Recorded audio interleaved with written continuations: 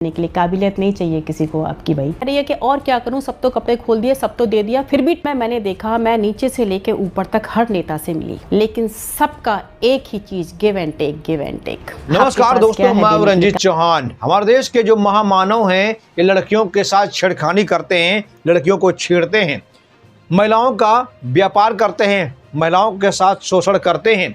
जो महिलाएं भाजपा में शामिल होती हैं उनके साथ दुर्व्यवहार करते हैं।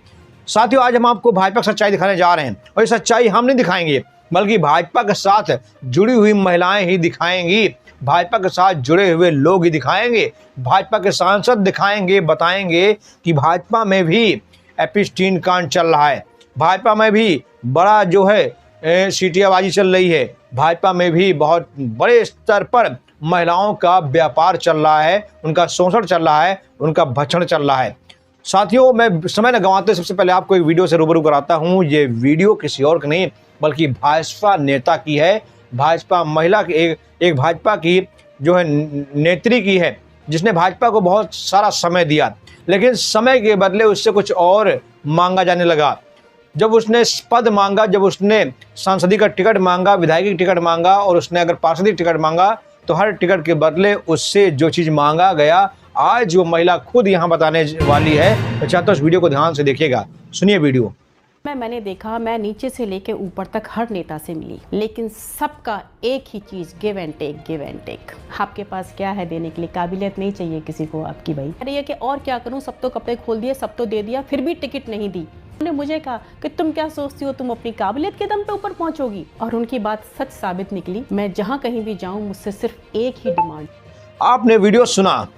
अगर ये महिला झूठ बोल रही है तो मेरा सीधा सा सवाल है प्रशासन से, सरकार से, इस महिला को जेल में डाल दीजिए। लेकिन आप जेल में नहीं डालेंगे क्योंकि आपको पता है कि अगर इस पर हमने एक्शन लिया तो ये और भी बड़े बड़े राज खोल सकती है और मामला कोर्ट में जा सकता है, और जब कोर्ट में मामला चला जाएगा तो सरकार पूरी तरीके से एक्सपोज हो जाएगी। तो साथियों, ये एक वीडियो नहीं है बल्कि एक और वीडियो मैं आपको दिखाने जा रहा हूँ। ये भाजपा के सांसद सुब्रमण्यम स्वामी का है। वैसे सुब्रमण्यम स्वामी अक्सर आपने सुना होगा कि इन्होंने राहुल गांधी की पोल खोली, सोनिया गांधी की पोल खोली, प्रियंका गांधी की खोली, कांग्रेस पार्टी के किसी नेता को उन्होंने बख्शा नहीं। लेकिन अब इस समय वो लगातार भाजपा और भाजपा के मोदी शाह की पोल खोल रहे हैं, उनकी पतलून उतार रहे हैं, उनकी जो है धज्जियाँ उड़ा रहे हैं, और इस बार जो उन्होंने बताया है वो तो और भी चौंकाने वाला है। मैं चाहता हूँ पहले आप सुब्रमण्यम स्वामी का भी वीडियो सुन लीजिए, सुनिए वीडियो। 3-4 नाम महिला के दे सकते हैं जो एमपी बने हैं, वो जाकर सोना पड़ा उनके साथ, मोदी के साथ, एक मिनिस्टर बने। सुना आपने वीडियो। सुब्रमण्यम स्वामी ने कहा कि भाजपा की कई ऐसी महिला नेता हैं जो हमारे देश के महामानव के साथ सो चुकी हैं, उनके साथ रिलेशनशिप में रही हैं, और उनमें से आज कुछ नेता आज मंत्री बन गई हैं, मिनिस्टर बन गई हैं, कैबिनेट में उनको जगह मिली है। अब वो इशारा किसकी ओर कर रहे हैं वो भी मैं आपको वीडियो में बताऊंगा।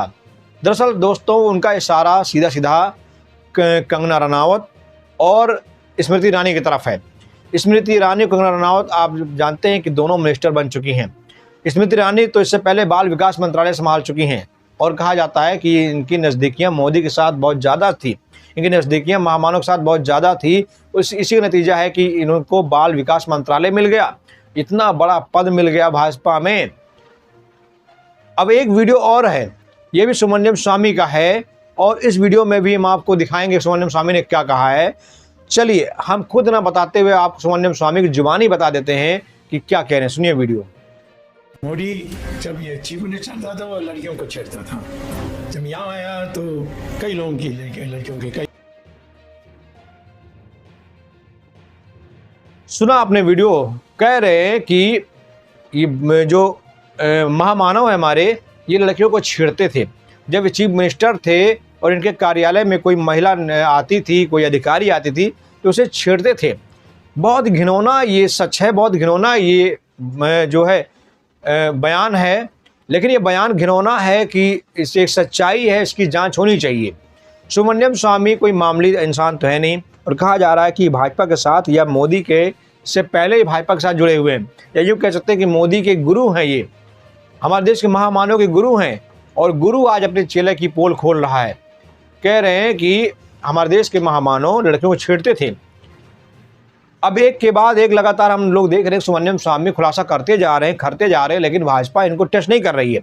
और ये कहते हैं कि अगर मैं झूठ बोल रहा हूँ तो भाजपा के लोग मुझे जेल में डाल दें, मुझे फांसी चढ़ा दें, मुझ पर मुकदमा ठोक दें। अगर मुझ पर मुकदमा ठोकेंगे उसके बाद जब मैं कोर्ट में खड़ा होकर खुलासा करूँगा तब इनको एहसास होगा कि इन्होंने किससे पंगा ले लिया है। अभी तो कई सारे राज हैं जो मैंने खोले नहीं हैं, अभी तो कई सारे राज हैं जो मैंने देश को बताया नहीं है, अभी उन राज पर से पर्दा हटाना बाकी है।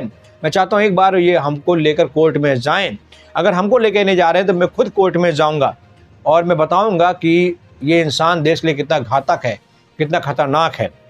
दोस्तों, इस समय जो हमारे देश के महामानव हैं इन पर जो खुलासे हो रहे हैं वो चौंकाने वाले हैं। मधु केसर नाम की महिला तो आप जानते हैं कि लगातार खुलासे कर रही है, बड़े बड़े खुलासे कर रही है। एक समय ऐसा था कि मधु केसर जो है मोदी नामक किताब लिख कर बैठी थी, मोदी की तारीफ़ करती थी, लेकिन आज वही महिला मोदी साहब की धज्जियाँ उड़ा रही है। तो ये कुछ ऐसे खुलासे हैं जो हैरान करने वाले हैं, बीजेपी की पोल खोलने वाले हैं कि बीजेपी किस प्रकार से देश को बेवकूफ़ बना रही है और असलियत में उसकी सच्चाई क्या है। ये बहुत बड़ी बात है। धन्यवाद। इग्नोर करिए ना कंगना उंगना को, कंगना चखना ये सब तो भैया चटनी है, इस सब को इग्नोर कर रखिए। वो समय वो मोदी के साथ बहुत मिलती थी। तो आपकी फेवरेट एक्ट्रेस हैं, आपने 2-3 ट्वीट किए उनको लेके। मैं कभी मिला नहीं उनसे तो फेवरेट नहीं हो सकती, परंतु वो फेवरेट है किसी की तो मोदी की है। वो उस समय वो मोदी के साथ बहुत मिलती थी कि मैंने पॉलिटिक्स में जगह बनाने के लिए सब किया। आप कैसे कह सकते हैं कि मेरे पास शरीर को दिखाने के अलावा कुछ नहीं? जवाब नहीं दिया। आपकी पार्टी ने टिकट दिया है? टिकट दिया, वो तो निर्मला सीतारमण तो नाच गाना औरत है। कि कंगना जी का दोष नहीं है, जिस पार्टी में वो हैं उनका इतिहास ही ऐसा है। राष्ट्रीय स्वयंसेवक संघ जैसे ऑर्गेनाइजेशन में महिलाओं की कोई विंग ही नहीं है। जो आधी आबादी के अस्तित्व को नकारते हैं वो इस प्रकार की महिलाओं को क्या उस पर जवाब दिया जाए। जो शब्द उन्होंने इस्तेमाल किए हैं वो संसदीय मर्यादा के बिल्कुल अनुकूल नहीं है, तो उस पर मैं टिप्पणी नहीं कर सकती।